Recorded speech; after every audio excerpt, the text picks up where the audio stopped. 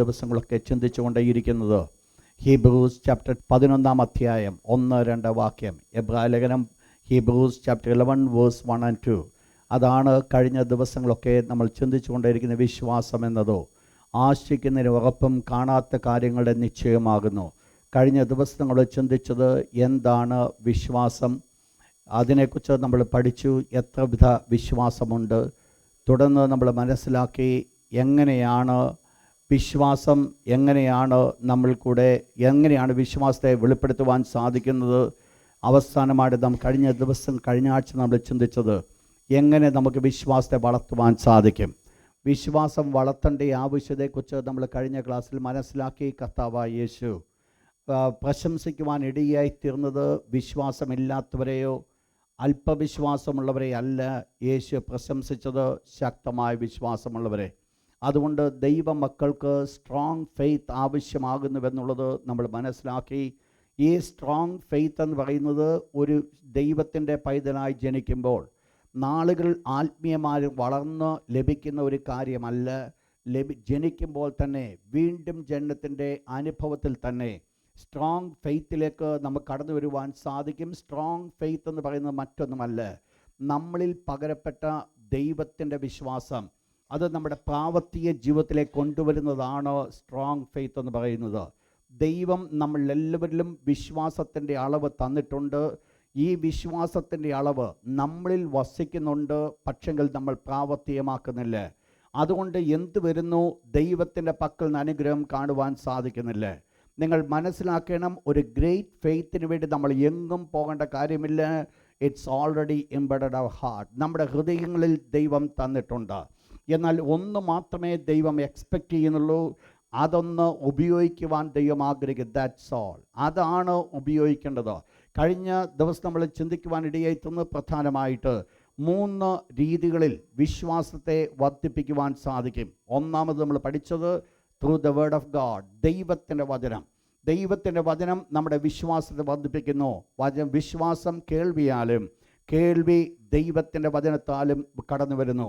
അപ്പോൾ ദൈവത്തിൻ്റെ വചനം കേൾക്കേണ്ടത് വിശ്വാസം വളരെ ആവശ്യമാണ്. അതോടുകൂടി നമ്മളത് മനസ്സിലാക്കി. നമുക്ക് ആവശ്യമായിരിക്കുന്നത് മെഡിറ്റേഷൻ, ധ്യാനം വളരെ ആവശ്യമാണ്. അതാണ് വിശ്വാസത്തെ എക്സിക്യൂട്ട് ചെയ്യുവാൻ സാധിക്കും. 2 നമ്മൾ കണ്ടു, പ്രാർത്ഥന, പ്രയർ. പ്രാർത്ഥനയാണ് വിശ്വാസം വർദ്ധിക്കുവാൻ കാരണമായിരിക്കുന്നത്. 1, 2, 3 ഇൻസിഡൻസ് നമ്മൾ ചിന്തിക്കുകയുണ്ടായി. കർത്താവായ യേശു ക്രിസ്തുവിൻ്റെ അടുക്കിലേക്ക് ഒരു പിതാവ് തൻ്റെ മകനെ കൊണ്ടുവന്നപ്പോൾ ആ ശിഷ്യന്മാർക്ക് ആ മകനെ സൗഖ്യമാക്കുവാൻ സാധിക്കാതിരുന്നതിൻ്റെ കാരണം ആ ശിഷ്യന്മാരുടെ അല്പവിശ്വാസമാണ്. കർത്താവായ യേശു ക്രിസ്തു ആഗ്രഹിച്ചത് ആ അല്പവിശ്വാസമല്ല വേണ്ടത്, വിശ്വാസത്തെയാണ് വേണ്ടത്. നമ്മൾ തുടർന്ന് അതെങ്ങനെ ലഭിക്കും? ഉപവാസത്താലും പ്രാർത്ഥനയാലും അല്ലാതെ വ്യാധി ഒഴിഞ്ഞു പോകത്തില്ല. വ്യാധി ഒഴിയണമെങ്കിൽ എന്താണ് ആവശ്യമായിരിക്കുന്നത്? ഫെയ്ത്ത്. അപ്പോൾ ഫെയ്ത്ത് എങ്ങനെ വർദ്ധിക്കുവാൻ സാധിക്കും? ഉപവാസത്താലും പ്രാർത്ഥനയാലും. 3 നമ്മൾ കാണുവാൻ ഇടയായിത്തീർന്നത് ബൈ ട്രേഡിങ് ദ ഫെയ്ത്ത്. നമ്മുടെ വിശ്വാസത്തെ ഒന്ന് വ്യാപാരം ചെയ്യണം. പലപ്പോഴും നമ്മൾ ചെയ്യുന്നത് വിശ്വാസം നമ്മളിലുണ്ട്, പക്ഷേ നമ്മളതിനെ വ്യാപാരം ചെയ്യുന്നില്ല. വ്യാപാരം ചെയ്യാത്തതുകൊണ്ട് എന്ത് സംഭവിക്കുന്നില്ല? അത് വർദ്ധിക്കുന്നില്ല. നമ്മൾ മനസ്സിലാക്കണം, വിശ്വാസം നമ്മൾ വർദ്ധിക്കണമെങ്കിൽ നമ്മളിലുള്ള വിശ്വാസത്തെ ഒന്ന് വ്യാപാരം ചെയ്യേണ്ടത് ആവശ്യമാണ്. അതുകൊണ്ട് നമുക്ക് ദൈവത്തിൻ്റെ വചനം എന്താ പഠിപ്പിക്കുന്നുവോ നമ്മിൽ കൂടെ അത് നടക്കും എന്ന് വിശ്വസിച്ചുകൊണ്ട് നമ്മുടെ നാവിൽ കൂടെ വെളിപ്പെടുത്തുമ്പോൾ മാത്രമേ ദൈവത്തിൻ്റെ പ്രവൃത്തി കാണുവാൻ സാധിക്കത്തുള്ളൂ. നമ്മളെല്ലാവരും വലിയ അത്ഭുതങ്ങൾ ചെയ്യുവാൻ സാധിക്കുന്ന വിശ്വാസമുണ്ട്. കർത്താവായ യേശു പറഞ്ഞു, നിങ്ങൾക്ക് കടുകുമണിയോളം വിശ്വാസമുണ്ടെങ്കിൽ ഈ മലയോടോ നീങ്ങി കടലിൽ പോക എന്ന് പറഞ്ഞാൽ അത് സംഭവിക്കും. കർത്താവ് ആഗ്രഹിച്ചത് കടുകുമണിയോളം വിശ്വാസം മതി.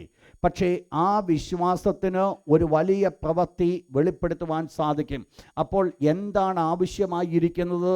വിശ്വാസത്തെ ഒന്ന് പ്രവർത്തിക്കുക, വിശ്വാസത്തെ ഒന്ന് ട്രേഡ് ചെയ്യുക. നമ്മൾ ആ വിശ്വാസം നമ്മൾ കഴിഞ്ഞ ദിവസം അതിൽ കൂടെ നമ്മൾ കണ്ടു. ഈ കർത്താവായ യേശു ക്രിസ്തു ആ കപ്പലിൽ കിടന്നുറങ്ങിയപ്പോൾ ശിഷ്യന്മാർ വളരെ ഭാരപ്പെടുകയുണ്ടായി. കർത്താവായ യേശു അവരോട് ഒരു ചോദ്യമുണ്ട്, നിങ്ങൾ ഇത്ര ഭീരുക്കളാകുവാൻ എന്താണ് അവിടെ സംഭവിച്ചത്?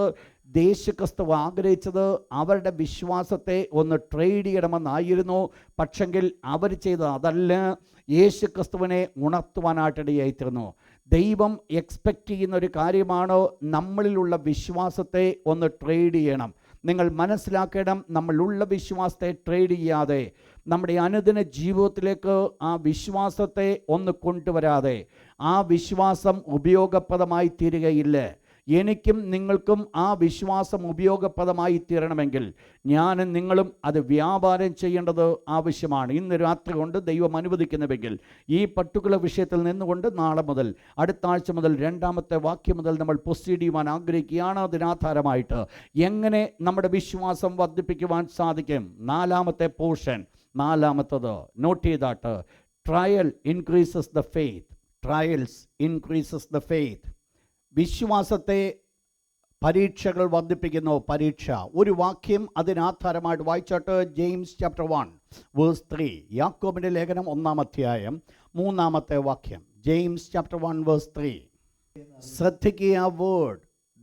വേദപുസ്തകം പറയുന്നു, നിങ്ങൾ വിവിധ പരീക്ഷകളിൽ അകപ്പെടുമ്പോൾ. അപ്പോൾ പരീക്ഷ എന്ന് പറയുന്നത് എന്താണ്? അവിടെ ഇറ്റ്സ് വെരി ക്ലിയർ. നിങ്ങൾ വിവിധ പരീക്ഷകളിൽ അകപ്പെടുമ്പോൾ നിങ്ങളുടെ വിശ്വാസത്തിൻ്റെ പരിശോധന. അപ്പോൾ നമുക്ക് വരുന്ന ട്രയൽസ് എന്ന് പറയുന്നത്, നമുക്ക് വരുന്ന പരീക്ഷ എന്ന് പറയുന്നത് നമ്മുടെ വിശ്വാസത്തിൻ്റെ പരിശോധനയാണ്. ശ്രദ്ധിക്കുക വേർഡ്. അവിടെ നടക്കുന്നത് നമ്മുടെ ജീവിതത്തിൽ, ആരുടെയെല്ലാം ജീവിതത്തിൽ പരീക്ഷകളില്ലാത്തവരായിട്ട് ആരുമില്ല. എല്ലാവരുടെ ജീവിതത്തിൽ ഒന്നല്ലെങ്കിൽ വേറെ രീതിയിൽ പരീക്ഷകളുണ്ട്. എന്നാൽ മനസ്സിലാക്കേണ്ടത്, നമ്മുടെ മുൻപിലുള്ള പരീക്ഷ എന്ന് പറയുന്നത് നമ്മുടെ വിശ്വാസ ജീവിതത്തിൻ്റെ ഒന്ന് പരിശോധനയാണ് നടക്കുന്നത്. എന്ന് പറഞ്ഞാൽ നമ്മുടെ വിശ്വാസം എത്രമാത്രം ഉണ്ട് എന്നുള്ളത് നമ്മുടെ ചുറ്റുപാടും നടക്കുന്ന പരീക്ഷകൾ കൂടിയാണ് വെളിപ്പെടുവാനിടയായിത്തീരുന്നത്. നമ്മൾ അഭിമുഖീകരിക്കുന്ന പ്രശ്നങ്ങൾ, നമ്മൾ അഭിമുഖീകരിക്കുന്ന എതിർപ്പുകൾ, പ്രതികൂലങ്ങൾ, പ്രയാസങ്ങൾ, നമ്മൾ ചിന്തിക്കുന്ന വിരുദ്ധമായി കാര്യങ്ങൾ നടക്കുന്നത്, ഇതെല്ലാം ഒരു കാര്യം വെളിപ്പെടുത്തുകയാണ്, യേശുക്രിസ്തുവിൽ എത്രമാത്രം നമുക്ക് വിശ്വാസമുണ്ടെന്നുള്ളത്, നമ്മുടെ വിശ്വാസം എത്രമാത്രം ശക്തമാണെന്നുള്ളത്. അവിടെയാണ് അത് വെളിപ്പെടുന്നത്. വേദപുസ്തകത്തിൽ ഒരു വാക്യമുണ്ട്, കഷ്ടകാലത്ത് നീ കുഴഞ്ഞു പോയാൽ നിന്റെ ബലം നഷ്ടം തന്നെ. അപ്പോൾ കഷ്ടതയുടെ മധ്യത്തിൽ കുഴയുവാനല്ല ദൈവമക്കളെ വിളിച്ചിരിക്കുന്നത്. അത് കുഴയുകയാകുന്നുവെങ്കിൽ അതിൻ്റെ അർത്ഥം ഇത്രയും നാൾ പറഞ്ഞു വച്ചിരുന്ന ബലമെന്ന് പറയുന്നത് ഒന്നുമില്ല. നിങ്ങൾ മനസ്സിലാക്കണം ഈ വേർഡ്. ഈ ഒരു ദൈവ പൈതലിൻ്റെ ജീവിതത്തിൽ ഏതെല്ലാം പരീക്ഷകൾ കൂടെ കടന്നു പോകേണ്ടി വന്നാലും, ഏതെല്ലാം പ്രതികൂലങ്ങൾ അവരുടെ മുമ്പിൽ കടന്നു വന്നാലും, ഈ പ്രതികൂലങ്ങൾ ഭൗതികമോ ആത്മീയമോ ആയിക്കൊള്ളട്ടെ, ഏത് വിഷയമായിരുന്നാലും, ജഡികമായിട്ട് അതിനെ വ്യാഖ്യാനിക്കുവാൻ സാധിക്കുന്ന വിഷയമോ ആത്മീയമായിട്ട് അതിനെ വ്യാഖ്യാനിക്കുവാൻ സാധിക്കുന്ന വിഷയങ്ങളോ ആയിക്കൊള്ളട്ടെ, ഒന്ന് മനസ്സിലാക്കണം, ഒരു ദൈവ പൈതലിൻ്റെ ജീവിതത്തിൽ ഇങ്ങനെയൊരു വിഷയം കടന്നു വന്നിട്ടുണ്ടെങ്കിൽ അത് വിശ്വാസത്തിൻ്റെ ഒരു പരിശോധനയാണ് നടക്കുന്നത്. നിങ്ങൾ മനസ്സിലാക്കണം, വിശ്വാസം പരിശോധിക്കപ്പെടുകയാണ്. അങ്ങനെയെങ്കിൽ നമ്മൾ മനസ്സിലാക്കണം, നമ്മുടെ മുൻപിൽ നിൽക്കുന്ന പ്രശ്നങ്ങൾ നമ്മുടെ വിശ്വാസത്തെ പരിശോധിക്കുന്ന ഒന്നാണ്.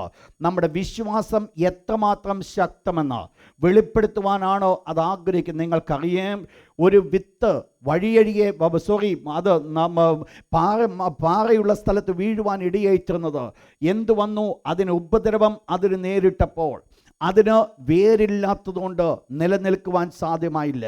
അപ്പോൾ ദൈവമക്കൾ മനസ്സിലാക്കണം, എല്ലാ ദൈവമക്കൾക്കും ഒരു ട്രയൽസ് ഉണ്ട് എന്നുള്ളത് വ്യക്തമാണ്. കർത്താവ് യേശുക്രിസ്തു പറഞ്ഞു, എന്താണ് ബുദ്ധിയുള്ള മനുഷ്യൻ? ആഴത്തിൽ ഒരു പാറയുടെ മേൽ വീട് പണിയുവാൻ ഇടിയായിത്തീർന്നവൻ ബുദ്ധിയുള്ളവനാണ്.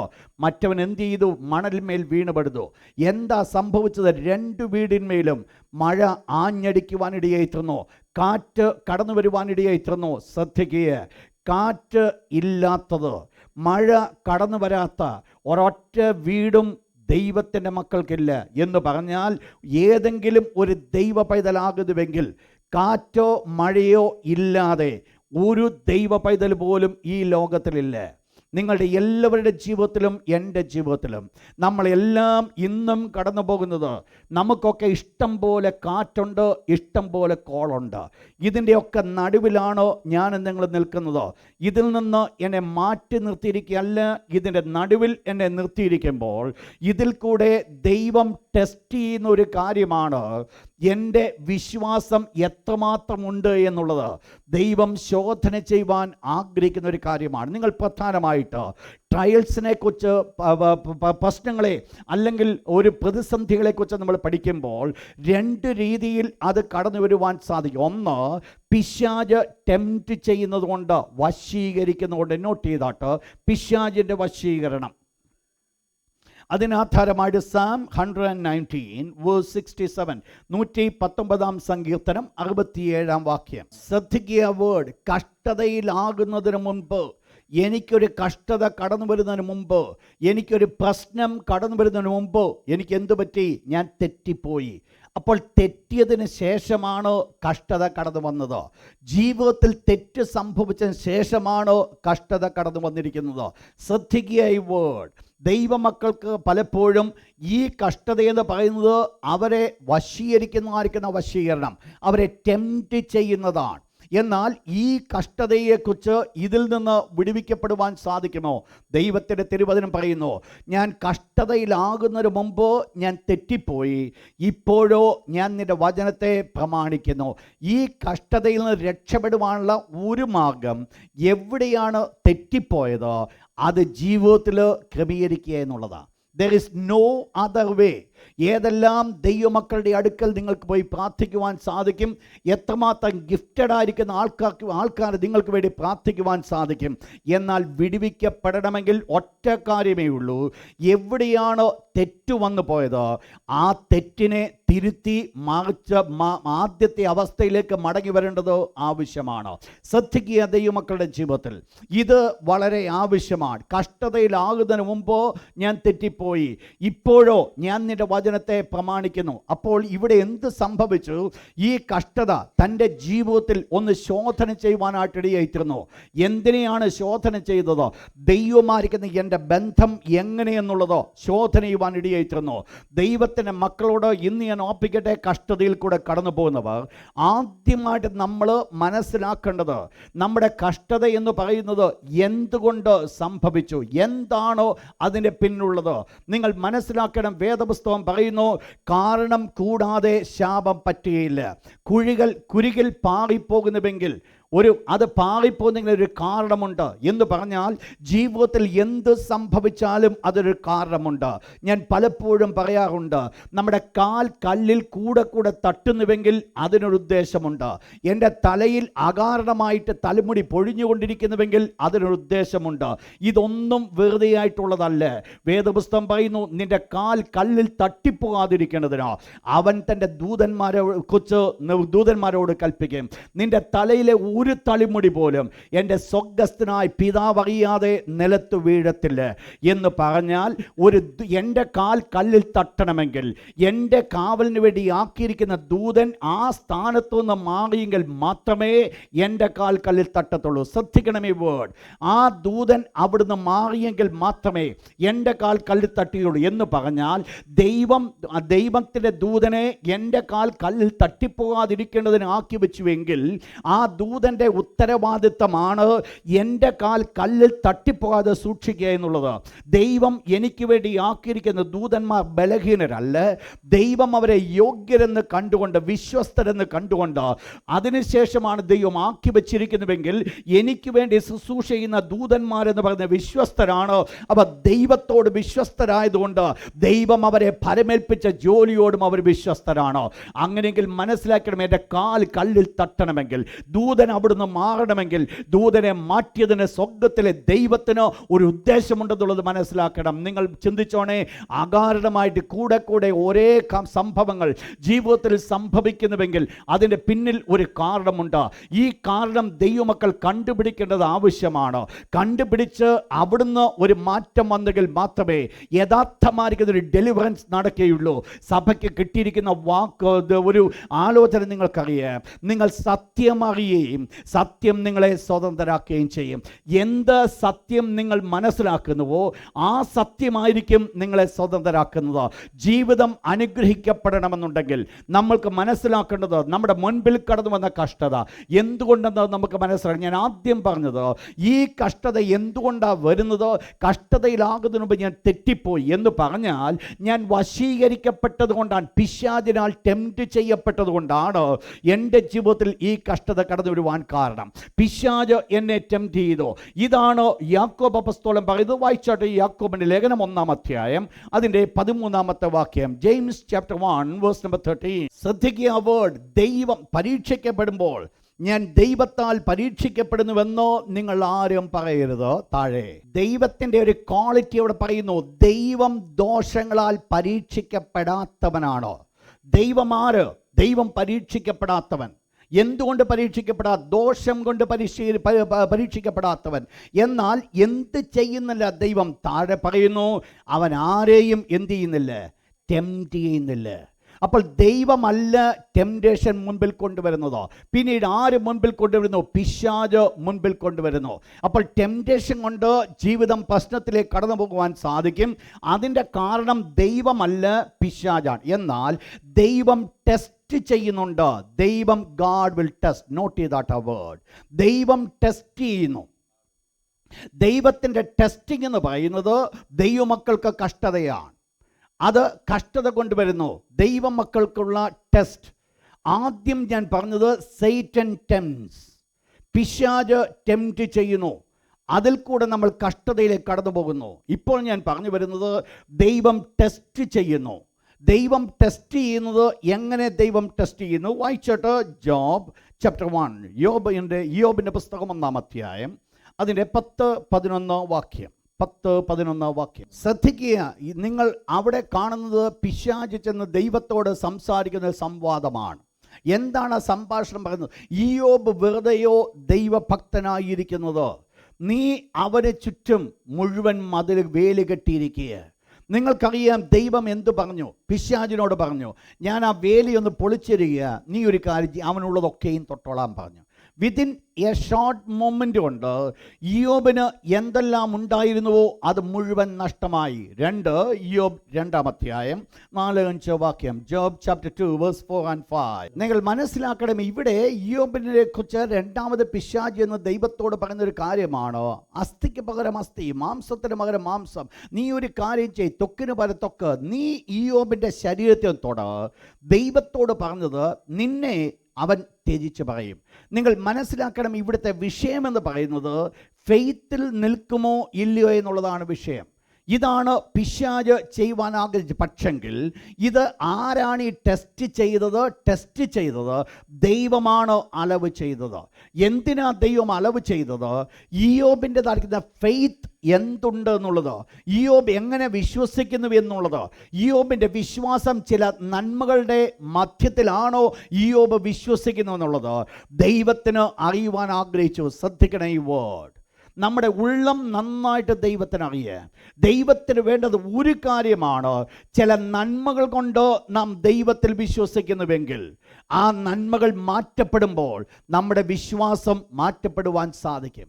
നന്മകൾക്ക് വേണ്ടി ദൈവത്തെ പിടിക്കുന്നവർ, നന്മകൾക്ക് വേണ്ടി ദൈവത്തെ അനുകരിക്കുന്നവർ, അവർക്ക് ദീർഘകാലം ദൈവ പൈതലായിട്ട് നിൽക്കുവാൻ സാധ്യമല്ല. പ്രതികൂലങ്ങൾ കടന്നു വരുമ്പോൾ അവർ മാറ്റപ്പെടുവാനായിട്ട് ഇടയായിത്തീരും. എന്നാൽ ഇവിടെ എന്ത് സംഭവിച്ചു? ഇവിടെ ദൈവം ഇയ്യോബിനെ ഒന്ന് ടെസ്റ്റ് ചെയ്യുക. എന്താ ടെസ്റ്റിങ്? ദൈവത്തിന് വേണ്ടത് ഒന്ന് മാത്രം.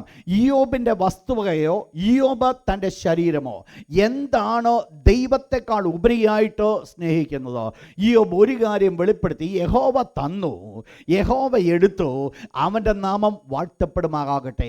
എന്താ ഇയ്യോബിന് സംഭവിച്ചത്? ഇത്രയും പ്രതികൂലങ്ങൾ വന്നിട്ടും ഇയ്യോബ് ഒരു കാര്യം വെളിപ്പെടുത്തി, എൻ്റെ ആശ്രയമെന്ന് പറയുന്നത് ഈ ഭൗതിക നന്മയല്ല, എൻ്റെ ആശ്രയമെന്ന് പറയുന്നത് ദൈവത്തിലാണ്. പ്രിയപ്പെട്ടവരെ, നമ്മളത് മനസ്സിലാക്കണം. ഈ ടെസ്റ്റ് എല്ലാവരുടെയും ജീവിതത്തിൽ വരുവാൻ സാധിക്കും. ഒരിക്കൽ ദൈവം അബ്രഹാമിനെ വിളിച്ചൊരു ചോദ്യം ചോദിച്ചു, അബ്രഹാമേ, നീ സ്നേഹിക്കുന്ന നിന്റെ മകനെ എനിക്ക് കൊണ്ട് യാഗം കഴിക്കുക. എന്തിനാ ദൈവം ചോദിച്ച ഒറ്റ കാര്യം ദൈവത്തിന് അറിയണം, ഈ മകനെയാണോ അബ്രഹാം സ്നേഹിക്കുന്നത് അതോ ദൈവത്തെയാണോ എന്നുള്ളത്. നിങ്ങൾ മനസ്സിലാക്കണം, നമ്മുടെ ജീവിതത്തിൽ എല്ലാവരുടെയും ജീവിതത്തിൽ കടന്നു വരുന്ന ഒരു വിഷയമാണ് ദൈവത്തെക്കാൾ ഉപരിയായി ഞാൻ എന്തിനെ സ്നേഹിക്കുന്നുവെന്നുള്ളത്. നിങ്ങൾക്കറിയാം, കർത്താവായ യേശുക്രിസ്തുവിനോടുകൂടെ ആയിരുന്ന അപ്പോസ്തലന്മാർ അവർ യേശുക്രിസ്തുവിനെ വിട്ടുമാറുവാനുള്ള കാരണമുണ്ടായിരുന്നു. അവർ വിട്ടുമാറിയത് യേശുക്രിസ്തുവിനേക്കാൾ ഉപരിയായിട്ട് അവർ സ്വയത്തെ സ്നേഹിച്ചത് കൊണ്ടാണ്. കർത്താവായ യേശുക്രിസ്തു അത് പറയുണ്ടായി, നിങ്ങൾ എല്ലാവരും എന്നെ വിട്ട് താൻ്റെ സ്വന്തത്തിലേക്ക് ചിതറുന്ന ഒരു നാഴിക വരുന്നു. അപ്പോൾ ഇവരെല്ലാവരും യേശുവിനെ വിട്ട് മാറ്റപ്പെട്ടു. എന്താ കാരണമായിരിക്കുന്നത്? യേശുവിനേക്കാൾ ഉപരിയായിട്ട് അവർ സ്വയത്തെ സ്നേഹിക്കുവാനിടയായിത്തീർന്നു. എന്നാൽ പൗലോസിനെ നിങ്ങൾ എടുത്ത് നോക്കിയാൽ പൗലോസിന് പറയാം, മരിക്കേണ്ട ഒരവസ്ഥയിലേക്ക് താൻ കടന്നു വരുമ്പോൾ തനിക്ക് പറയുവാൻ ഒന്നുണ്ട്, നിങ്ങൾ എന്നെ ഓർത്ത് നിങ്ങൾ ഭാരപ്പെടരുത്, നിങ്ങൾ എൻ്റെ മനസ്സിന് ദുഃഖം വരുത്തരുത്. എൻ്റെ കർത്താവായ യേശുവിന് വേണ്ടി മരിക്കുവാൻ, അവന് വേണ്ടി ബന്ധനം അനുഭവിക്കുവാൻ വേണ്ടി മാത്രമല്ല, അവന് വേണ്ടി മരിക്കുവാനും ഞാൻ ഒരുക്കപ്പെട്ടിരിക്കുന്നു. ശ്രദ്ധിക്കുക നിങ്ങളിപ്പോൾ എന്താ ഇവിടെ വെളിപ്പെടുന്നത്? ജീവിതത്തിൽ കടന്നു വരുന്ന സംഭവങ്ങൾ, ജീവിതത്തിൻ്റെ താടിക്കുന്ന അവസ്ഥകൾ, തങ്ങളുടെ വ്യക്തിപരമായ ജീവിതത്തിൽ ദൈവത്തെ എത്രമാത്രം സ്നേഹിക്കുന്നു എന്നുള്ളത് വെളിപ്പെടുകയാണ്. ഇത് ദൈവം ടെസ്റ്റ് ചെയ്യുവാനായിട്ട് ആഗ്രഹിക്കുന്നു. എല്ലാവരുടെ ജീവിതത്തിൽ ഈ ടെസ്റ്റിങ്ങിൽ കൂടെ കടന്നു പോകണം. നിങ്ങൾ മനസ്സിലാക്കണം, ഞാൻ അറിഞ്ഞുകൊണ്ടായിരിക്കത്തില്ല ദൈവം നമ്മെ ടെസ്റ്റ് ചെയ്യുന്നത്. നമുക്ക് ദൈവം ഇത് ടെസ്റ്റിംഗ് ആണെന്ന് പറഞ്ഞ് നമ്മൾ ഇരുന്നുവെങ്കിൽ നമ്മളെല്ലാവരും വിജയാളികളായി തീരണേ.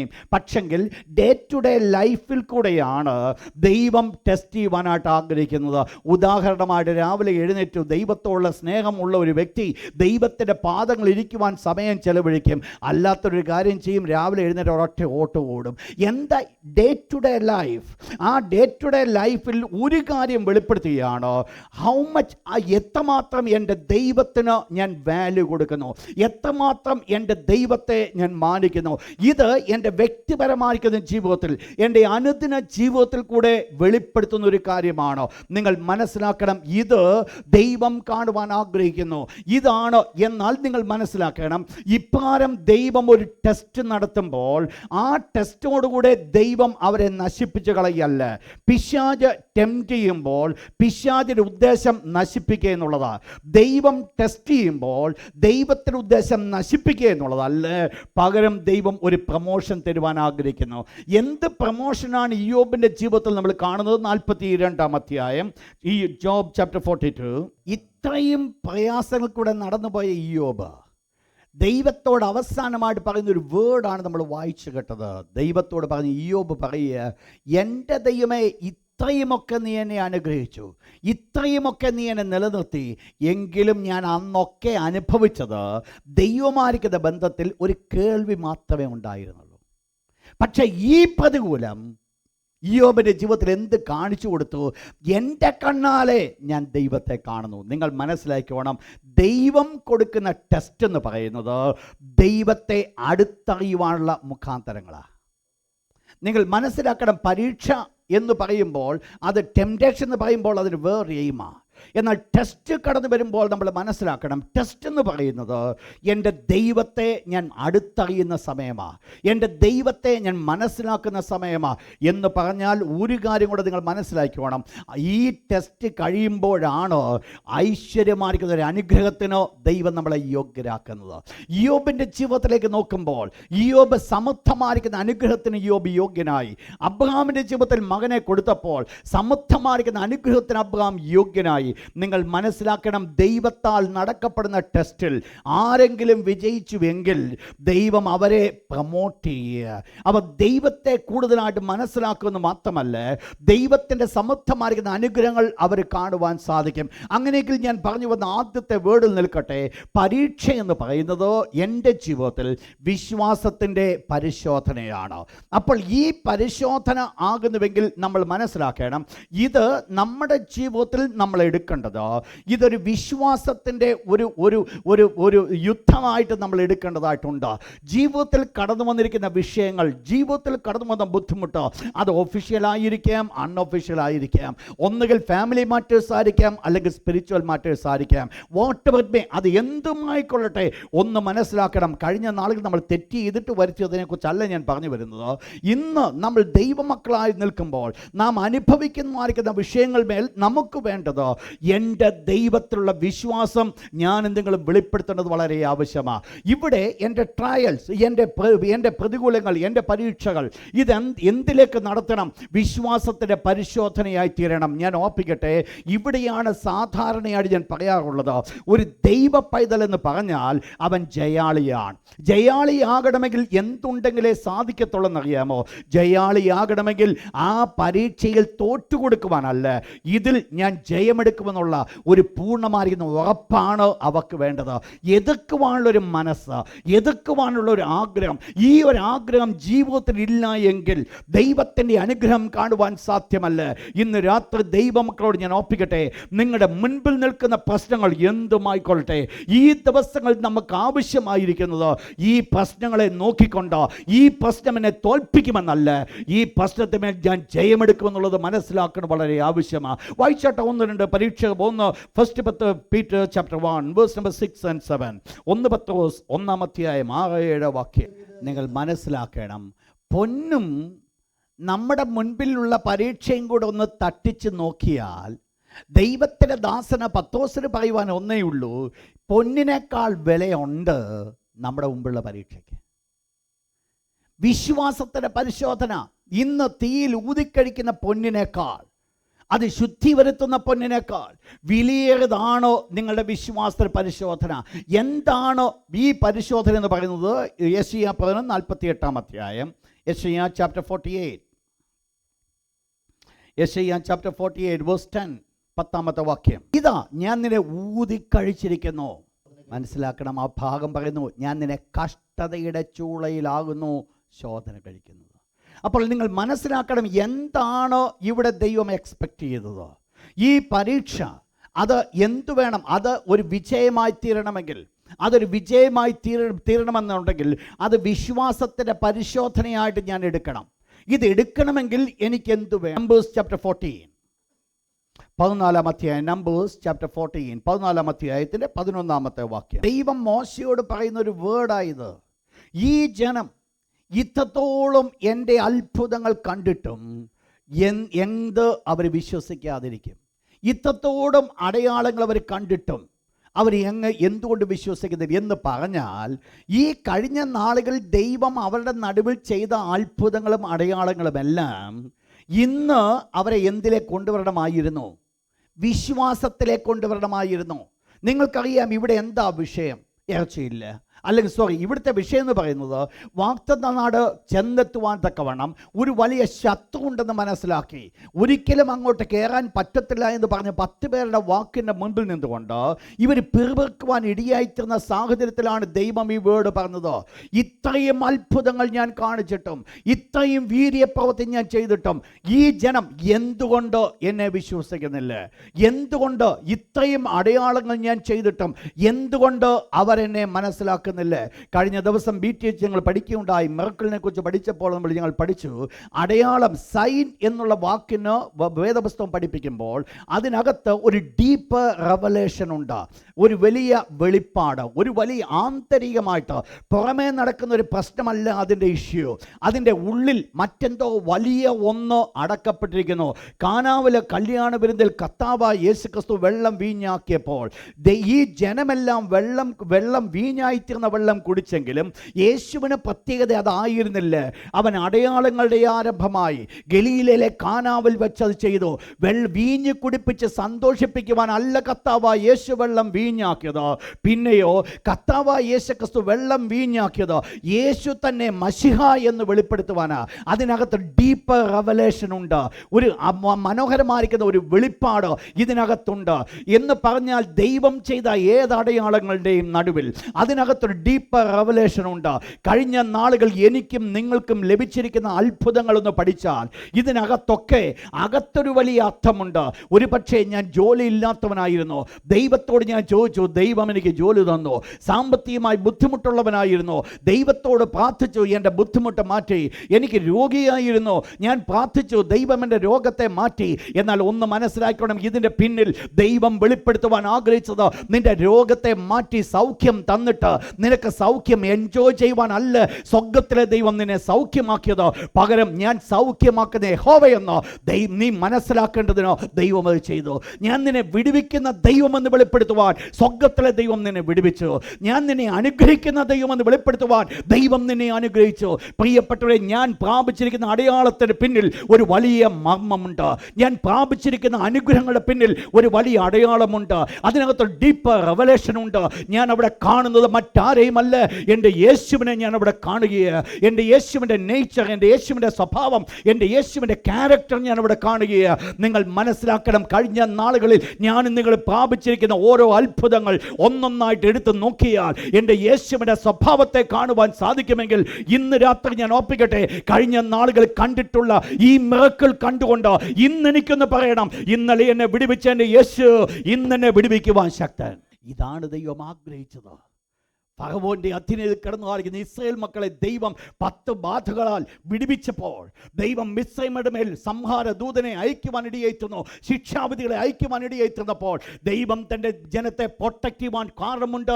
ദൈവമാണ് തങ്ങളെ പ്രൊട്ടക്റ്റ് ചെയ്യുന്നത് മനസ്സിലാക്കുവാൻ അവർ ആഗ്രഹിക്കണമായിരുന്നു. ഈ ബാധകളൊക്കെ അവരുടെ ജീവിതത്തിൽ അത്ഭുതങ്ങൾ കണ്ടപ്പോഴും ഇവരെ കണ്ടത് മറ്റൊന്നും കണ്ടില്ല, ഒള്ളി ആ മിറക്കിൾ അവർ അനുഭവിച്ചു. വായിൽ അവർ മണ്ണ് അവർ ഭക്ഷിക്കുമ്പോൾ ഈ മണ്ണയുടെ പിന്നിലെ കരങ്ങൾ അവർ കണ്ടില്ല. അവർ ഇറച്ചി ഭക്ഷിക്കുമ്പോൾ ഇറച്ചിയുടെ പിന്നിൽ പ്രവച്ച കരങ്ങളെ അവർ കണ്ടില്ല. ചെങ്കടൽ രണ്ടായിട്ട് വിഭാഗിക്കപ്പെട്ടപ്പോൾ അതിൻ്റെ പിന്നിൽ പ്രവച്ച കരങ്ങളെ അവർ കണ്ടില്ല. ചെങ്കടൽ അവർ കണ്ടു, ഉണങ്ങിയ നിലമായി അവർ കടന്നുപോയി. That's all. അവർ only experiencing the material blessing. ഭൗതികമായ നന്മകൾ മാത്രമാണ് അവർ അനുഭവിച്ചുകൊണ്ട് ഇരുന്നത്. ഭൗതിക നന്മ അവർ കണ്ടുകൊണ്ട് ഇരുന്നു. എന്നാൽ ഇന്ന് രാത്രി ദൈവത്തിന്റെ തിരുവചനം കേൾക്കുന്നവരോട് ഞാൻ ഓർപ്പിക്കട്ടെ, ഞാൻ കഷ്ടതയുടെ തീച്ചൂളയിൽ കൂടെ ഞാൻ നിന്നെ ശോധന കഴിക്കുന്ന മറ്റൊന്നിനുമായിരുന്നില്ല. നിനക്ക് ചില കാര്യങ്ങളൊന്ന് മനസ്സിലാക്കുവാൻ എൻ്റെ ദൈവം ആഗ്രഹിച്ചു. ഇന്ന് നിന്റെ ജീവിതത്തിൽ, ഇന്ന് എൻ്റെ ജീവിതത്തിൽ കടന്നു വന്ന പ്രശ്നങ്ങളെക്കുറിച്ച് ഞാനൊന്ന് മനസ്സിലാക്കുമ്പോൾ ഒന്നോത്തോണം, ഇന്നലെ ഇതിനേക്കാൾ വലിയതിൽ നിന്ന് വിടുവിച്ചതിൻ്റെ ഒരു കാരണമുണ്ട്. ഇന്ന് ഈ പ്രശ്നം വരുമെന്ന് സ്വർഗ്ഗത്തിലെ ദൈവത്തിനറിയാം. എന്നാൽ ഇന്ന് പറയണം, ഇന്നലെ എന്നെ വിടുവിച്ച ദൈവം ഇന്ന് എന്നെ ഇതിൽ നിന്ന് വിടുവിക്കുവാൻ ശക്തൻ. ഇന്നലെ നശിപ്പിച്ച് കളയാഞ്ഞതോ, ഇന്നലെ ചിന്തിച്ചത് ഇനിയും എഴുന്നേൽക്കത്തില്ല എന്ന് ചിന്തിച്ചപ്പോൾ എഴുന്നേൽപ്പിക്കാതിരിക്കാമായിരുന്നു. എന്നാൽ എല്ലാവരും കുറ്റപ്പെടുത്തുവാനായിട്ട് കാത്തിരുന്നപ്പോൾ, എല്ലാവരും നശിച്ചു പോകുന്ന കാഴ്ച കാണുവാൻ ആഗ്രഹിച്ചപ്പോൾ, മറ്റാരും രക്ഷിക്കാതെ വലിയവനാകുന്ന ദൈവം എൻ്റെ കരം പിടിച്ച് രക്ഷിച്ചതിന് ഒരു ഉദ്ദേശമുണ്ട്. നാളെ ഒരു സിംഹം നിന്റെ മുമ്പിൽ കടന്നു വരുന്നുണ്ട്. അതിന് അടുത്ത ദിവസം ഒരു ഗോലിയാത്ത് നിന്റെ മുമ്പിൽ കടന്നു വരുന്നുണ്ട്. ഇതിനു വേണ്ടി ആ ദൈവം നിന്നെ പ്രിപ്പയർ ചെയ്തുകൊണ്ടേയിരിക്കുന്നത്. ദൈവമക്കൾ മനസ്സിലാക്കണം, കഴിഞ്ഞ ഇന്നത്തെ പ്രശ്നങ്ങൾ ജയിക്കണമെങ്കിൽ എന്താവശ്യമായിരിക്കുന്നത്, എൻ്റെ ജീവിതത്തിൽ കഴിഞ്ഞ നാളുകൾ കടന്നുപോയതായിരിക്കുന്ന കഷ്ടതകൾ ഞാൻ നോക്കുമ്പോൾ അതെൻ്റെ വിശ്വാസത്തെ ബലപ്പെടുത്തുകയാണ് ചെയ്യുന്നത്. അതാ ദൈവം എക്സ്പെക്റ്റ് ചെയ്യുന്നത്. ഇവിടെ എന്ത് സംഭവിക്കും നിങ്ങൾക്കറിയാം. ദൈവത്തിൻ്റെ ദാസന് പറയുന്നു, വിശ്വാസത്തിൻ്റെ പരിശോധന എന്ത് സംഭവിക്കുന്നു? സ്ഥിരതയുളവാക്കുന്നു. അപ്പോൾ എന്താ സംഭവിക്കുന്നത് അറിയാമോ? കഴിഞ്ഞ നാളുകളിൽ വിശ്വാസത്തിൻ്റെ പരിശോധന കടന്നു വന്നത് ഇന്ന് എന്നെ സ്ഥിരതയിലേക്ക് നടത്തുക എന്ന് പറഞ്ഞാൽ അതിൻ്റെ അർത്ഥം, ഇന്നലെ ഞാൻ ഒത്തിരി മൂവ് ചെയ്തു, ഇന്നലെ ഒത്തിരി ഞാൻ ഭാരപ്പെട്ടു, എന്നാൽ അതിൽ നിന്ന് എന്നെ വിടുവിച്ചുവെങ്കിൽ ഇന്നത്തെ പ്രശ്നത്തിൽ എനിക്ക് ഒരു കാര്യമുണ്ട്, ഇന്നും ദൈവം എന്നെ വിടുവിക്കും. ഈ പുതുവർഷം ദൈവം സഭയ്ക്ക് എന്ന വാഗ്ദത്തം നിങ്ങൾക്കറിയാം. അവൻ നിങ്ങൾക്കായി കരുതുന്നതാകിയാൽ നിങ്ങളുടെ സകല ചിന്താകുലവും അവൻ്റെ മേലിട്ടുള്ളവൻ എന്ന് പറഞ്ഞാൽ, എൻ്റെ മുൻപിൽ പ്രശ്നങ്ങൾക്ക് ഉത്തരമില്ലാത്ത ഒരൊറ്റ വിഷയവുമില്ല. എന്നാൽ ചില സമയത്ത് ഞാൻ നിലവിളിക്കേണ്ടതായിട്ട് വരും. ആ കണ്ണുനീര് എനിക്കും മറ്റുള്ളവർക്കും നാളെ ഇതൊരു അനുഗ്രഹമാണ്. എന്താ ഇവിടെ വേണ്ടത്? ഈ പരീക്ഷ എന്തിലേക്കാണ് നമ്മളെ നടത്തേണ്ടത്? നമ്മളെ നടത്തേണ്ടത് സ്ഥിരതയിലേക്ക് നടത്തണം. നമ്മളെ നടത്തേണ്ടത് ശുദ്ധീകരണത്തിലേക്ക് നടത്തണം. നിങ്ങൾ മനസ്സിലാക്കണം, വളരെ അത്യാവശ്യമായിട്ട് പഠിക്കേണ്ടത് ഈ പ്രതികൂലങ്ങൾ എപ്പോൾ മാറ്റപ്പെടും. അരുമനാഥനാകുന്ന യേശു ഈ ലോകത്തിലായിരുന്നപ്പോൾ വിളിച്ചു പറഞ്ഞൊരു കാര്യമുണ്ട്. Matthew chapter 11 verse 28 and 29. സൗമ്യതയും താഴ്മയുള്ളവനാകിയാൽ ഞാൻ ഓർപ്പിക്കട്ടെ, കഷ്ടതയിൽ നിന്ന് രക്ഷപ്പെടുവാനുള്ള എളുപ്പ വഴി മീക്ക്നെസ് ആൻഡ് ഹംബിൾനെസ് പഠിക്കുക. ഞാൻ സൗമ്യതയും താഴ്മയുള്ളവനാകിയാൽ എൻ്റെ മുഖം ഏറ്റുകൊണ്ട് എന്നോട് പഠിപ്പീൻ, എന്നാൽ നിങ്ങളുടെ ആത്മാക്കൾക്ക് ആശ്വാസം കണ്ടെത്തും. ദൈവമക്കൾക്ക് ആവശ്യമായിരിക്കും ദൈവസന്നിധാനത്തിൽ താഴ്മയോടുകൂടെ ആയിരിക്കുന്നുവെങ്കിൽ ദൈവത്തിൻ്റെ കരങ്ങൾ പ്രവർത്തിക്കുവാൻ തക്കവണ്ണം ഏൽപ്പിച്ചു കൊടുക്കുന്നത് അവിടെയാണ് ദൈവത്തിൻ്റെ കരങ്ങൾ കാണുന്നത്. അങ്ങനെയെങ്കിൽ നമ്മൾ മനസ്സിലാക്കണം, എൻ്റെ മുൻപിൽ നിൽക്കുന്ന പരീക്ഷ എന്നെ എന്തിനു വേണ്ടി ഉപയോഗിക്കണം? വിശ്വാസം വർദ്ധിപ്പിക്കുക. അതിനെന്താ വേണ്ടത്? കഴിഞ്ഞ നാളുകളിൽ എന്നെ വിടുവിച്ച വിടുതലിൻ്റെ കരങ്ങളെ ഞാനൊന്ന് ഓർക്കണം. എന്നെ സഹായിച്ച ദൈവത്തിൻ്റെ കരങ്ങൾ. അത് വെറും അപ്പം തിന്നുകയല്ല. ഞാൻ പറഞ്ഞ വേർഡ് നിങ്ങൾ മനസ്സിലാക്കണം. അപ്പം തിന്നുകയല്ല, ഭൗതിക നന്മ അനുഭവിക്കുക മാത്രമല്ല, അതിൻ്റെ പിന്നിൽ പ്രവച്ച ദൈവത്തിൻ്റെ കരങ്ങളെയാണ് കാണേണ്ടത്. ദൈവത്തിൻ്റെ ക്യാരക്ടറാണ് ഞാൻ കാണേണ്ടത്. അത് കണ്ടെങ്കിൽ മാത്രമേ നാളെ ഇതെനിക്ക് അനുഗ്രഹമായി തീരുകയുള്ളൂ. നെക്സ്റ്റ് എന്ത് സംഭവിക്കുന്നു? നിങ്ങൾക്കറിയാം, ഈ പ്രത്യേകമായ സന്ദർഭത്തിൽ തന്നെ കാലേബും യോശുവയും പറഞ്ഞൊരു കാര്യമുണ്ട്. ദൈവം നമ്മോടുകൂടെ ഉണ്ടെങ്കിൽ നമ്മളിത് കൈവശമാക്കും. എന്താ സംഭവിച്ചത്? അവർക്ക് വേറൊരു സ്വഭാവം ഉണ്ടായിരുന്നു. എന്തായിരുന്നു സ്വഭാവം? ദൈവത്തോട് അവർ പറ്റിച്ചേർന്നു. Next 5th point, faith grows. വിശ്വാസം വളരുന്നത് നമ്മൾ കൺഫസ് ചെയ്യുമ്പോഴാണ്, നമ്മൾ ഏറ്റു പറയുമ്പോൾ. വിശ്വാസത്തിൻ്റെ വാക്ക് ഏറ്റു പറയാതെ വിശ്വാസം വളരത്തില്ല. പലപ്പോഴും നമ്മൾ അനുഭവിക്കുന്ന പ്രശ്നങ്ങളുടെ കാരണമെന്ന് പറയുന്നത് വിശ്വാസത്തിൻ്റെ വാക്കുകളല്ല നമ്മുടെ നാവിൽ കൂടെ കടന്നു വരുന്നത്, നമ്മുടെ ആസിറ്റീസ് ഉള്ള സംഭവങ്ങളാണ് പറയുന്നത്. അതുകൊണ്ട് എന്തു വരുന്നു, ഒരിക്കൽ പോലും ദൈവത്തിൻ്റെ അനുഗ്രഹം നമ്മൾ കാണുന്നില്ല. നിങ്ങൾ മനസ്സിലാക്കണം, ഒരു സങ്കീർത്തന ഭാഗത്തിന് ഞാൻ നിങ്ങളെ കൊണ്ടുപോട്ടെ. 118 സങ്കീർത്തനം, അതിൻ്റെ 17 വാക്യം. Psalms 118 verse 17. ഞാൻ മരിക്കയില്ല. Praise God. നിങ്ങൾ മനസ്സിലാക്കണം, മരിക്കേണ്ട സ്ഥാനത്ത് കിടക്കുന്ന സങ്കീർത്തനക്കാരൻ മരിക്കുവാൻ തക്കവണ്ണം എല്ലാവരും ചിന്തിച്ചു മരിച്ചു പോകുമെന്ന് പറയുമ്പോൾ ഈ സങ്കീർത്തനക്കാരൻ പറയാൻ ഒന്നേ ഉള്ളൂ, ഞാൻ മരിക്കയില്ല. ചുറ്റുപാടുകൾ മുഴുവൻ പറയുന്നു നീ നശിച്ചു പോകുമെന്ന് പറയുമ്പോൾ അദ്ദേഹത്തിന് പറയുവാൻ ഒന്നേ ഉള്ളൂ, ഞാൻ മരിക്കയില്ല.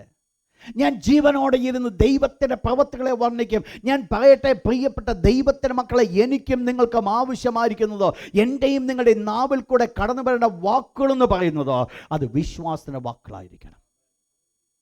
അവിശ്വാസത്തിൻ്റെ വാക്കുകളല്ല ദൈവം നമ്മൾ കൂടെ ആഗ്രഹിക്കുന്നത്. നിങ്ങൾ ഒരു സങ്കീർത്തനം 60 സങ്കീർത്തനത്തിലേക്ക് കടന്നു വന്നാട്ട്. 60 സങ്കീർത്തനം വേഴ്സ് 1, 1 വാക്യം. ശ്രദ്ധിക്കുക, നീ ഞങ്ങളെ തള്ളിക്കളഞ്ഞിരിക്കുന്നു. എന്തുവാ പ്രശ്നം? ഏദോമ്യർ വന്നോ, യുദ്ധം ചെയ്തു. ഈ ഇസ്രായേൽ മക്കളെ നശിപ്പിച്ചുകൊണ്ടിരിക്കുന്ന സ്ഥാനത്ത് ഇസ്രായേൽ മക്കൾ, ഏദോമ്യർ വന്ന് ഇസ്രായേൽ ദേശം കൈവശമാക്കിക്കൊണ്ടിരിക്കുമ്പോൾ ഇതിൻ്റെ പ്രതികൂലങ്ങളുടെ മുൻപിൽ നിന്നുകൊണ്ട് സങ്കീർത്തനക്കാരൻ പറയുകയാണോ, നീ ഞങ്ങളോട് കോപിച്ചിരിക്കുന്നു, അതുകൊണ്ട് ദേശം എന്തായിരിക്കുന്നു? ഛിന്ന ഭിന്നമായിരിക്കുന്നു. എന്നാൽ ഈ സങ്കീർത്തനക്കാരൻ്റെ ഒരു പ്രൊക്ലമേഷൻ ഉണ്ട്, അതാണ് എനിക്കിഷ്ടം. വായിച്ചാട്ട് അതിൻ്റെ 6 വാക്യം. ശ്രദ്ധിക്കുക, ദൈവത്തിൻ്റെ ദാസൻ ഈ പ്രതികൂലങ്ങളുടെ നടുവിൽ നിന്നുകൊണ്ട് പറയുന്നത്, ദൈവം തൻ്റെ വിശുദ്ധിയിൽ അരുളി ചെയ്തതുകൊണ്ട് ഞാൻ ആനന്ദിക്കും. യെസ്, താഴോട്ട്. നിങ്ങൾ മനസ്സിലാക്കണം, ഇത് മുഴുവൻ ശത്രുവിൻ്റെ കയ്യിലാണ് കിടക്കുന്നത്. ശത്രുവിൻ്റെ കയ്യിൽ കിടക്കുന്ന ദേശത്തെ നോക്കിക്കൊണ്ട് സങ്കീർത്തനക്കാരൻ പറയുന്നത്, ഞാൻ എന്ത് ചെയ്യും? ഞാൻ ശേഖേമിനെ ഞാൻ പിടിച്ചെടുക്കും, സുക്കോ താഴ്വരെ ഞാൻ അളക്കും, ഗിലിയാദ് എനിക്കുള്ളത്, മനശ്ശെ എനിക്കുള്ളത്, എഫ്രയീം എനിക്കുള്ളത്. എന്നിട്ട് പറയുന്നു, ഏദോമിന്മേൽ എൻ്റെ ചെരുപ്പ് ഞാൻ വലിച്ചെറിയും. എവിടെ കിടന്ന്? ഇപ്പോൾ ഏദോമ്യരെ അവരെ നശിപ്പിച്ചുകൊണ്ടായിരിക്കുന്നത്, ഏദോമ്യരെ ഇവരെ വാണുകൊണ്ടായിരിക്കുന്നത്. ഇവർക്ക് ഒരു രീതിയിലും ചിന്തിക്കുവാൻ സാധ്യമല്ല. എന്നാൽ ഈ കിടന്ന് നശിപ്പിക്കുന്ന ഏദോമ്യരെ കണ്ടുകൊണ്ട് ഞാൻ ഇവരുടെ കയ്യാൽ നശിച്ചു പോകുമെന്ന് ചിന്തിക്കുന്ന ഒരു സങ്കീർത്തനക്കാരനെ അല്ല അവിടെ കാണുന്നത്. പകരം ആ സങ്കീർത്തനക്കാരൻ വിളിച്ചു പറയുന്നത്, എൻ്റെ ദൈവം എൻ്റെ ജീവിതത്തിൽ ജയം തരും. ഞാൻ ഈ ഏദോമ്യൽ എൻ്റെ ചെരുപ്പറിയും, ഗിലിയാദ് എനിക്കുള്ളത്, മനശ്ശെ എനിക്കുള്ളത്, അതുകൊണ്ട് ഞാൻ എന്ത് ചെയ്യും? ഇത് ഞാൻ അവകാശമാക്കാൻ ആഗ്രഹം. പ്രിയപ്പെട്ട ദൈവത്തിൻ്റെ മക്കളെ, ഞാൻ ഓർപ്പിക്കട്ടെ, വിശ്വാസം വർദ്ധിക്കണമെങ്കിൽ ഒന്നാവശ്യമാണ്. ദൈവം വിശുദ്ധിയിൽ അരുളി ചെയ്തിട്ടുള്ളത് എൻ്റെ നാവിൽ കൂടെ വാക്കുകളാൽ വെളിപ്പെടുത്താതെ എൻ്റെ വിശ്വാസം വർദ്ധിക്കത്തില്ല. മിണ്ടാതെ ദൈവത്തിൽ വിശ്വസിക്കുന്നു പറഞ്ഞിട്ട് നിങ്ങൾ തന്നെ അത് മൂടി വെച്ചിരിക്കുന്നുവെങ്കിൽ ദൈവത്തിൻ്റെ അനുഗ്രഹം കാണുവാൻ സാധ്യമല്ല. പകരം നിങ്ങളുടെ നാവ് കൊണ്ട് ഇത് പ്രോക്ലെയിം ചെയ്യുവാൻ സാധിക്കുമെങ്കിൽ, മരിക്കുവാൻ കിടക്കുക എന്നാൽ ആ സ്ഥാനത്ത് നിങ്ങളുടെ നാവിൽ കൂടെ കടന്നു വരികയാണ്, ഇല്ല ഞാൻ മരിക്കുകയില്ല. പ്രിയപ്പെട്ടവരെ, ഞാൻ ഓർപ്പിക്കട്ടെ, മരണം നിങ്ങളെ വിട്ട് ഓടിപ്പോകാം. നിങ്ങളുടെ പ്രതികൂലങ്ങളുടെ നടുവിൽ നിന്നുകൊണ്ട് നിങ്ങൾ പറയുക, ഇല്ല ഞാൻ അപ്രകാരം കടന്നു പോകത്തില്ല. നാളെ ആ പ്രതികൂലം നിങ്ങളെ വിട്ട് കടന്നു പോകും. 1-2 പ്രാവശ്യം നിങ്ങൾ പറയുമ്പോൾ, അല്ലെങ്കിൽ 4-5 പ്രാവശ്യം പറയുമ്പോൾ, മുൻപിലുള്ള പ്രതികൂലങ്ങളെ തന്നെ കണ്ടുകൊണ്ട് പറയുമ്പോൾ, ഞാൻ ഓർപ്പിക്കട്ടെ, പ്രതികൂലങ്ങൾ നിങ്ങളുടെ മുൻപിൽ നിൽക്കാതെ പ്രതികൂലങ്ങൾ നിങ്ങളെ വിട്ട് മാറുവാൻ ഇടയായി തരും. നിങ്ങൾക്കറിയാം അബ്രഹാം എന്തുകൊണ്ട് അനുഗ്രഹിക്കപ്പെടുവാൻ ഇടയായി തീർന്നു. ദൈവത്തിന്റെ ദാസനെ പറയുന്നുണ്ട്, അവിശ്വാസത്താൽ സംശയിക്കാതെ വിശ്വാസത്തിൽ ശക്തിപ്പെട്ട ദൈവത്തിന് മഹത്വം കൊടുത്തു പോകുന്നു. എന്താ അബ്രഹാം കണ്ടത്? താൻ അനുഗ്രഹിക്കപ്പെടുന്ന കാഴ്ച മുൻപിൽ കണ്ടു, ദൈവത്തിന് നന്ദി പറഞ്ഞു, അനുഗ്രഹത്തിന്റെ വിഷയത്തെ മുൻപിൽ കണ്ടുകൊണ്ട് ദൈവത്തെ സ്തുതിക്കുവാൻ ഇടയായി തീർന്നു, ദൈവത്തിന് സ്തോത്രം ചെയ്യുവാൻ ഇടയായി തീർന്നു. ഇന്ന് രാത്രി ദൈവത്തിന്റെ മക്കളോട് ഞാൻ ഓർപ്പിക്കട്ടെ, നെഗറ്റീവായിരിക്കുന്ന കാഴ്ചപ്പാടുകളല്ല ഞാൻ നിങ്ങൾ കാണുവാൻ ആഗ്രഹിക്കേണ്ടത്. സംഭവിക്കത്തില്ലെന്ന് ദുഷ്ടപിശാച് പറയുമ്പോൾ എനിക്ക് നിങ്ങൾക്ക് ഒന്ന് പറയണം, ഇല്ലാതെ സംഭവിക്കത്തില്ല. എൻ്റെ ദൈവത്താൽ ഞാൻ മതിൽ ചാടി കടക്കാം. എൻ്റെ ദൈവം എന്നോട് വാക്ക് പറഞ്ഞിട്ടുണ്ടെങ്കിൽ, എൻ്റെ ദൈവം എന്നോട് കൽപ്പിച്ചിട്ടുണ്ടെങ്കിൽ, എൻ്റെ ദൈവം എൻ്റെ കുടുംബത്തെ തരാമെന്ന് കൽപ്പിച്ചിട്ടുണ്ടെങ്കിൽ, ഒരു ദുഷ്ട ശത്രുവിന് പോലും എൻ്റെ കുടുംബത്തെ മൂടി വെക്കുവാൻ സാധ്യമല്ല. ഇന്ന് രാത്രി യേശുവിൻ്റെ നാമത്തിൽ ഞാൻ വിളിച്ചു പറയട്ടെ, ദൈവം എന്ത് കൽപ്പിച്ചുവോ അത് അക്ഷരീയമായി സംഭവിക്കും. ദൈവം വിശുദ്ധിയിലാണ് അരുളി ചെയ്തത്. അതിൻ്റെ അർത്ഥം എന്നാണെന്ന് അറിയാമോ? ദൈവം പറഞ്ഞത് കള്ളമല്ലെന്ന്, ദൈവം പറഞ്ഞത് വ്യാജമല്ലെന്ന്. ദൈവം വ്യാജം പറയുന്ന ഒരു ദൈവമല്ല. ദൈവം തൻ്റെ വിശുദ്ധിയിൽ അരുളി ചെയ്തു. അതിനൊരു ഉറപ്പുണ്ട്. ആ ഉറപ്പെന്ന് പറയുന്നത് അത് അപ്രകാരം സംഭവിക്കും. ദൈവമക്കൾക്ക് വേണ്ടത് ഒരൊറ്റ കാര്യമേ ഉള്ളൂ, മറിച്ചൊരു ചിന്തയല്ല അവരുടെ മുൻപിൽ കടന്നു വരേണ്ടത്. പിന്നെയോ വിശ്വാസത്തിൻ്റെ വാക്കുകൾ നാവിൽ കൂടെ കടന്നു വരട്ടെ. വിശ്വാസത്തിൻ്റെ വാക്കുകൾ പ്രൊക്ലെയിം ദാറ്റ്. ഇതാണ് ദൈവമക്കൾക്ക് ആവശ്യമായിരിക്കുന്നത്. ഇതാണ് ദൈവത്തിൻ്റെ ദാസൻ പറഞ്ഞിരിക്കുന്നത്. നമ്മുടെ ജീവിതത്തിൽ എന്ത് സംഭവിക്കും? വിശ്വാസത്തിൻ്റെ വാക്കുകൾ പറഞ്ഞുകൊണ്ടിരിക്കുമ്പോൾ എന്ത് വരുമെന്നറിയാമോ? ഇവിടെയായിരിക്കും നമ്മുടെ വിശ്വാസം വർദ്ധിച്ചുകൊണ്ടേയിരിക്കുന്നത്. ഒന്നുമില്ലായ്മയുടെ നടുവിൽ ഇല്ല ഞാൻ മരിക്കയില്ല എന്ന് 4 വട്ടം പറയുമ്പോൾ ആ മരണഭീതി നമ്മളെ വിട്ടു മാറി. മറ്റത് നമ്മളെ നെഗറ്റീവായിട്ട് നമ്മളെ കൊണ്ട് നശിപ്പിക്കുവാൻ ആഗ്രഹിക്കുക. ഇപ്പോൾ നമ്മുടെ നാവിൽ കൂടെ കടന്നു വരുന്നത് നെഗറ്റീവല്ല, പോസിറ്റീവാണ്. ഇത് എന്തോ കണ്ണുമടച്ച് വിശ്വസിക്കുക എന്നുള്ളതല്ല, ദൈവം തൻ്റെ വിശുദ്ധിയിൽ അരുളി ചെയ്തതുകൊണ്ട്. അപ്പോൾ എന്താ ഇവിടെ വേണ്ടത്? വിശ്വാസത്തിൽ വർദ്ധിക്കണമെങ്കിൽ ദൈവമക്കൾ വിശ്വാസത്തിൻ്റെ വാക്കുകൾ പ്രോക്ലെയിം ചെയ്തുകൊണ്ടേയിരിക്കണം. വിശ്വാസത്തിൻ്റെ വാക്കുകൾ ഏറ്റുപറയണം. വിശ്വാസത്തിൻ്റെ കാഴ്ച അവർ കാണണം. കണ്ടുകൊണ്ട് ദൈവത്തെ അവർ സ്തുതിക്കണം. ഇരിക്കുമ്പോഴും നടക്കുമ്പോഴും ഒക്കെ ദൈവം നിങ്ങൾക്ക് തരുന്ന അനുഗ്രഹങ്ങളെ മുൻപിൽ കണ്ടുകൊണ്ട് ദൈവത്തെ ഒന്ന് സ്തുതിക്കണം. കുഞ്ഞുങ്ങളുടെ നന്മയൊന്ന് മുൻപിൽ കണ്ടുകൊണ്ട് ദൈവത്തെ സ്തുതിക്കുക. നിങ്ങളെ ഏൽപ്പിച്ച മിനിസ്ട്രിയെ അനുഗ്രഹിക്കുന്ന മുൻപിൽ കണ്ടുകൊണ്ട് ദൈവത്തെ സ്തുതിക്കുക. ഞാൻ ഇപ്പോഴും ഓർക്കുന്നുണ്ട്, സഭയിൽ പ്രതികൂലങ്ങൾ കടന്നു വന്ന് ഒത്തിരി പേര് മാറിക്കൊണ്ടിരുന്ന ഒരു സാഹചര്യത്തിൽ ഞാൻ ഇപ്പോഴും ഓർക്കുന്നുണ്ട്. ഞാൻ ആ സഭയിൽ ചെന്ന് നിൽക്കുമ്പോൾ ഒരു ദിവസം ദൈവാത്മാവിനോട് പറഞ്ഞു, നീ കാണേണ്ടത് ഓടിക്കൊണ്ടിരിക്കുന്ന ആൾക്കാരെ അല്ല, മാറിപ്പോകുന്നവരൊക്കെ അല്ല, ഞാൻ നിനക്കൊന്ന് വാഗ്ദത്തം കാണാൻ പറഞ്ഞു. ഞാൻ അവിടെ വെച്ച് കണ്ടു, ദൈവം ആ ഹോളിനെ പരിപൂർണമായി നിറഞ്ഞു കവിച്ച് നിൽക്കുന്ന കാഴ്ച. ഞാനത് കണ്ടുകൊണ്ട് ദൈവത്തെ സ്തുതിക്കുവാൻ തുടങ്ങി. ഇപ്പോഴും വെള്ളിയാഴ്ച കടന്നു വരുമ്പോൾ ഞാൻ കാണുന്ന ആദ്യത്തെ കാഴ്ചപ്പാട് ജനം നിറഞ്ഞു നിന്ന് ദൈവത്തെ തുള്ളിച്ചാടി ആരാധിക്കുന്നതിൻ്റെ കൺപിൻ്റെ മുൻപിലുള്ളത് എന്താണെന്നറിയാമോ? ഇന്നല്ലെങ്കിൽ നാളെ സംഭവിക്കും. ദൈവമക്കൾക്ക് ആവശ്യമായിരിക്കുന്നത് ദൈവം തന്നിരിക്കുന്ന വാഗ്ദത്തത്തിൽ നിന്ന് ഏറ്റെടുത്തുകൊണ്ട് ദൈവത്തിന് നന്ദി പറയുവാൻ സാധിക്കുമെങ്കിൽ, നിവർത്തീകരണത്തെ കണ്ടുകൊണ്ട് ദൈവത്തെ സ്തുതിക്കുവാൻ സാധിക്കുമെങ്കിൽ, അവിടെയാണ് ദൈവത്തിൻ്റെ അത്ഭുതത്തിൻ്റെ കരങ്ങൾ കാണുന്നത്. വേണം, വാക്കുകൾ വേണം, പക്ഷെ ഒരിക്കലും അവിശ്വാസമാകരുത്. ദൈവം പ്രവർത്തിക്കുന്ന ദൈവത്തിൻ്റെ കരങ്ങളെക്കുറിച്ച് കീർത്തിക്കുവാൻ ദൈവം നമ്മെക്കുറിച്ച് ആഗ്രഹിക്കുന്നു. അപ്പോൾ ഇവിടെ നമുക്ക് വേണ്ടത് വിശ്വാസം വർദ്ധിക്കണം. ഞാൻ അവസാനമായിട്ട് ഞാൻ പറഞ്ഞു വന്നത്, വിശ്വാസം വർദ്ധിക്കണമെങ്കിൽ we have to confess it. നമ്മളത് ഏറ്റുപറഞ്ഞെങ്കിൽ മാത്രമേ സാധ്യമാകുകയുള്ളൂ. എങ്ങനെയാണ് നമ്മൾ വിശ്വാസത്തിൽ ജീവിക്കുന്നത്? How to live in faith. ഒരു പ്രാക്ടിക്കലായിട്ടുള്ള കാര്യങ്ങൾ പറഞ്ഞ് ഈ സബ്ജക്റ്റ് ഞാൻ ഇവിടെ അവസാനിപ്പിക്കുക. നമ്മൾ ഒരു കാര്യം നമ്മൾ മനസ്സിലാക്കണം, നമ്മുടെ മുൻപിൽ ചില പ്രതികൂലങ്ങളൊക്കെ ഉണ്ട്. ആ പ്രതികൂലങ്ങൾ വരുമ്പോൾ നമുക്ക് വിശ്വാസത്താൽ നമുക്ക് ഏറ്റെടുത്ത് നമുക്ക് എതിർക്കുവാൻ സാധിക്കും. എന്നാൽ പലപ്പോഴും നമ്മുടെ സിറ്റുവേഷൻസ് എന്ന് പറയുന്നത് നമ്മൾ ജീവിക്കുന്നത് ഇൻ അബണ്ടൻസാണ്. ഒരു രീതിയിൽ ചിന്തിച്ചു കഴിഞ്ഞാൽ എല്ലാ മേഖലകളിലും വിശ്വാസം വെളിപ്പെടുത്തേണ്ട പല സാഹചര്യങ്ങൾ നമ്മുടെ ജീവിതത്തിലില്ല. ചില സാഹചര്യങ്ങൾ മാത്രമേ ഉള്ളൂ. ഒന്നുകിൽ ട്രേഡിങ് ദ ഫെയ്ത്ത്, അല്ലെ അങ്ങനെയുള്ള ചില സന്ദർഭങ്ങൾ മാത്രമേ നമ്മളത് കാണുവാൻ സാധിക്കുമെങ്കിലും എങ്ങനെയാണ് ഞാനൊരു വിശ്വാസ ജീവിതം നയിക്കുന്നത്? നിങ്ങൾക്കറിയാം, കഴിഞ്ഞ ദിവസം നമ്മൾ ചിന്തിച്ചു, അപ്പോസ്തലനായ പൗലോസ് കൊരിന്ത്യർക്ക് എഴുതുമ്പോൾ ഇപ്രകാരം പറഞ്ഞു, നിങ്ങൾ വിശ്വാസത്തിൽ ഇരിക്കുന്നുവോ എന്ന് നിങ്ങളെ തന്നെ ശോധന ചെയ്യുവേൻ. അപ്പോൾ നമ്മൾ ശോധന ചെയ്യണം വിശ്വാസത്തിൽ ഇരിക്കുന്നുവോ എന്ന്. എങ്ങനെയാണ് വിശ്വാസ ജീവിതം നമുക്ക് നയിക്കുവാനായിട്ട് സാധിക്കുന്നത്? ഒന്ന് രണ്ട് കാര്യങ്ങൾ വായിച്ചിട്ട് അതിൻ്റെ മനുഷ്യൻ്റെ അവസ്ഥയെക്കുറിച്ച് നമ്മൾ മനസ്സിലാക്കുന്നത് വളരെ ആവശ്യമാണ്.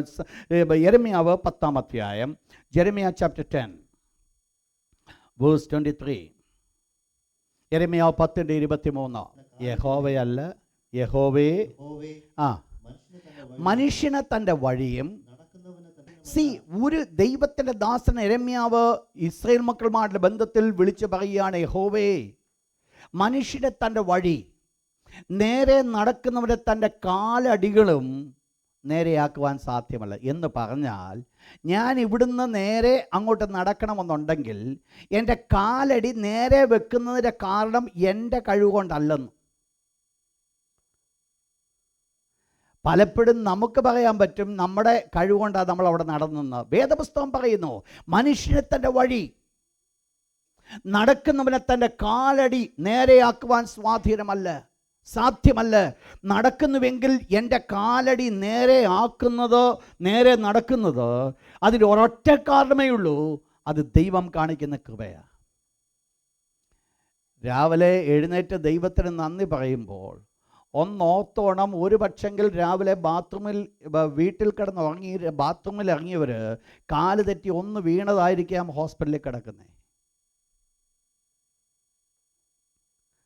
നമ്മളെപ്പോലെ കിടക്കാഞ്ഞിട്ടല്ല, ബാത്റൂമിലൊന്ന് പോയപ്പോൾ കാലൊന്ന് വഴുതിയെന്ന് മാത്രമേ ഉള്ളൂ വിഷയം. ഈ സ്ഥാനത്ത് ഞാനും അവിടെ പോയിട്ട് വന്നതാ. പക്ഷെ ഞാൻ അവിടെ പോയിട്ട് തിരിച്ചു വന്ന് സുഖമായിട്ട് ഉറങ്ങാനുള്ള കാരണം എന്നാണെന്നറിയാമോ? അവൻ്റെ കാല് സൂക്ഷിച്ചു. എനിക്ക് പറയുവാൻ സാധിക്കും, ഞാൻ തിരിച്ചു വന്നു. ബട്ട് മനസ്സിലാക്കേണ്ട ഒരു കാര്യമുണ്ട്, മനുഷ്യനെ തൻ്റെ വഴി, നടക്കുന്നവനെ തൻ്റെ കാലടി നേരെയാക്കുവാൻ സാധ്യമല്ല. നമ്മളെക്കൊണ്ട് പറ്റത്തില്ല എന്ന് പറഞ്ഞാൽ നമ്മൾ മനസ്സിലാക്കണം, നമ്മുടെ സ്വന്തം കഴിവുകൊണ്ട് നമുക്കൊന്നും ചെയ്യുവാൻ സാധ്യമല്ല. നമുക്കൊക്കെ എന്ത് വേണം? ദൈവത്തിൻ്റെ കൃപ നമുക്ക് ആവശ്യമാണ്. വായിച്ചോട്ട് സങ്കീർത്തനം 62, Psalm 62 verse 10. സമ്പത്ത് വർദ്ധിക്കുന്നതുകൊണ്ട് ഒരു തെറ്റുമില്ല. പക്ഷെങ്കിൽ അത് വർദ്ധിച്ചാൽ എന്തോ ഉണ്ടാകരുത്, അതിൽ മനസ്സ് വെക്കരുത്. പിന്നെ എന്തിലാ മനസ്സ് വെക്കേണ്ടത്? നമുക്കറിയാം, രാവിലെ പണ്ടൊരു ദൈവദാസ ഇങ്ങനെ പ്രാർത്ഥിക്കാനായിട്ട് പറയുണ്ടായി. പ്രാർത്ഥിച്ച വിഷയം നമുക്കറിയാം, കർത്താവേ ഞങ്ങൾക്ക് അന്നുള്ള ആഹാരം തരണമേ എന്നല്ല, വീട്ടിനകത്തിരിക്കുന്നത് ഭക്ഷിക്കാനുള്ള കൃപ തരണമേ. സംഭവം എല്ലാം ഫ്രിഡ്ജിലുണ്ട്, കഴിക്കാൻ പറ്റത്തില്ലെന്ന്. പല രോഗത്താൽ ബന്ധിക്കപ്പെട്ടിരിക്കുന്നതുകൊണ്ട് അതൊക്കെ അവിടെ ഇരിക്കും, നമുക്കത് അനുഭവിക്കാൻ പറ്റുന്നില്ലെന്നുള്ളതാണ് ഒരു പ്രശ്നം. നിങ്ങൾ മനസ്സിലാക്കണം, ഇവിടെ ദൈവത്തിൻ്റെ ദാസൻ പറയുന്നു, സമ്പത്ത് വർദ്ധിച്ചാൽ നീ അതിൽ മനസ്സ് വെക്കരുത്. പിന്നെ എന്താ ഉണ്ടാകേണ്ടത്? ഒരു ദൈവവേദന ഉണ്ടാകേണ്ടത്. യാക്കോബിന്റെ ലേഖനം 4-ാം അധ്യായം അതിൻ്റെ 15-ാമത്തെ വാക്യം. രാത്രി കിടക്കുന്നതിന് മുമ്പായിട്ട് കൂട്ടുകാരനെ വിളിച്ച് പറയണം, നാളെ രാവിലെ ഞാൻ ഇന്ന സമയത്ത് അവിടെ വന്നേക്കാമെന്ന്. ദൈവത്തിൻ്റെ വചനം പറയുന്നത് അങ്ങനെ പറയാനല്ല. ദൈവത്തിൻ്റെ വചനം പറയുന്നത്, കർത്താവിന് ഇഷ്ടമുണ്ടെങ്കിൽ ഞാൻ നാളെ അവിടെ വരാമെന്ന. വേർഡ്സ് ചേഞ്ച് ചെയ്യണം. നമ്മൾ പറയുന്ന വേർഡ്, ദൈവം എന്നോട് കൂടെ ഇല്ല എങ്കിൽ എനിക്കിത് സാധ്യമല്ല, അതെൻ്റെ നാവിൽ കൂടെ കടന്നു വരണം. അതാണ് നമ്മുടെ അനുദിന പ്രാക്ടിക്കൽ ലൈഫിലേക്ക് കൊണ്ടുവരേണ്ടത്. കർത്താവിന് ഇഷ്ടമുണ്ടെങ്കിൽ ഞാൻ അങ്ങോട്ട് വന്നാൽ ഉടനെ ഒരു ചോദ്യം ചോദിക്കാൻ സാധിക്കും, ഈ മനുഷ്യന് ഒരു വിശ്വാസമില്ല, ഒരു ഫെയ്ത്തും ഇല്ല, അതുകൊണ്ടല്ലേ കർത്താവിന് ഇഷ്ടമുണ്ടെങ്കിൽ എന്നല്ല അതിൻ്റെ അർത്ഥം. നമ്മൾ ഡിപ്പെൻഡൻസ് കർത്താവിൽ വെക്കുക. ഇതെന്ത് വരുന്നു?